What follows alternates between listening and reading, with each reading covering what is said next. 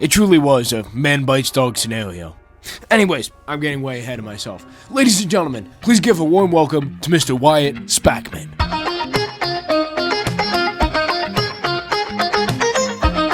So Wyatt, how many years were you in FBLA?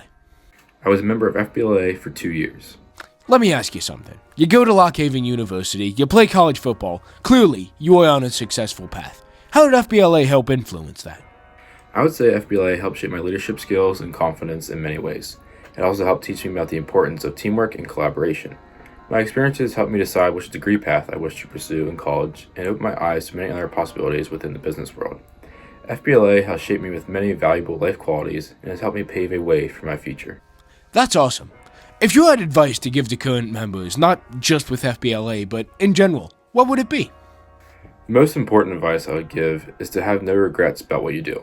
Never feel like you could have given more to something after it is over, no matter what that may be. I would also add that being successful means working hard and going the extra mile, especially when no one is watching. Your desired outcomes don't always happen instantly, and it is important that you don't give up and continue to strive to achieve those goals.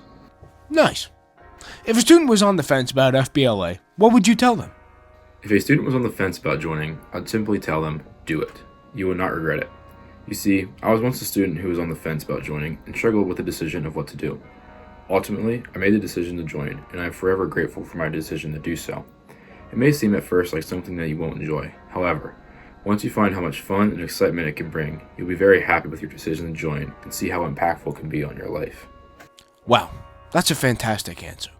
Mr. Spackman, you have always been such an amazing role model, and it's interesting to see how much FBLA helped shape that. Thank you for taking the time to sit down with me tonight, and I hope you have a good evening. Thanks for having me today, Ben.